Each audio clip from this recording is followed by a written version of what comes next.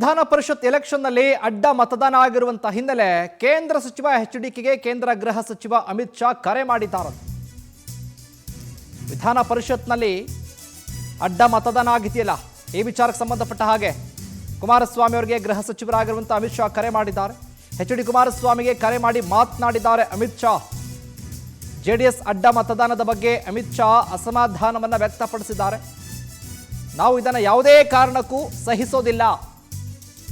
ಈಗಾಗಲೇ ರಾಜ್ಯ ಬಿಜೆಪಿ ನಾಯಕರಿಗೆ ಸೂಚನೆ ಕೊಟ್ಟಿದ್ದೇನೆ. ಆದಷ್ಟು ಬೇಗ ಅಸಮಾಧಾನಿತ ಶಾಸಕರನ್ನ ಪತ್ತೆ ಮಾಡಿ.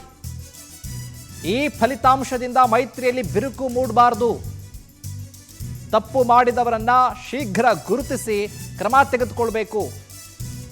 ಕುಮಾರಸ್ವಾಮಿ ಅವರಿಗೆ ಕರೆ ಮಾಡಿ ಮಾತನಾಡಿದ್ದಾರೆ ಅಮಿತ್ ಶಾ ಅವರು. ಈ ರೀತಿಯಾಗಿ ಮೈತ್ರಿಯಲ್ಲಿ ಒಡಕು ಮೂಡುವಂತಹ ಸನ್ನಿವೇಶ ಯಾವುದೇ ಕಾರಣಕ್ಕೂ ಮೂಡಬಾರದು. ಯಾರ್ಯಾರು ಅಡ್ಡ ಮತದಾನ ಮಾಡಿದ್ದಾರಲ್ಲ ಅವರೆಲ್ಲರನ್ನೂ ಕೂಡ ಪತ್ತೆ ಹಚ್ಚಿ ಸರಿಯಾದ ರೀತಿಯಲ್ಲಿ ಕ್ರಮ ತೆಗೆದುಕೊಳ್ಳಿ. ಅಥವಾ ಅಸಮಾಧಾನಿತರು ಯಾರ್ಯಾರಿದ್ದಾರೆ, ಯಾವ ವಿಚಾರಕ್ಕೆ ಸಂಬಂಧಪಟ್ಟ ಹಾಗೆ ಅಡ್ಡ ಮತದಾನ ಮಾಡಿದ್ರು, ಅಸಮಾಧಾನ ಇರೋದಾದ್ರೂ ಯಾವ ವಿಚಾರಕ್ಕೆ, ಈ ರೀತಿಯಾಗಿ ಕೂತ್ಕೊಂಡು ಸಮಸ್ಯೆನ ಬಗೆಹರಿಸ್ಕೊಳ್ಳಿ. ಬಿ ಜೆ ಪಿಯಲ್ಲಿದೆಯಾ ಅಥವಾ ಕಾಂಗ್ರೆಸ್ನಲ್ಲಿದೆಯಾ ಅಥವಾ JDS-ನಲ್ಲಿದೆಯಾ?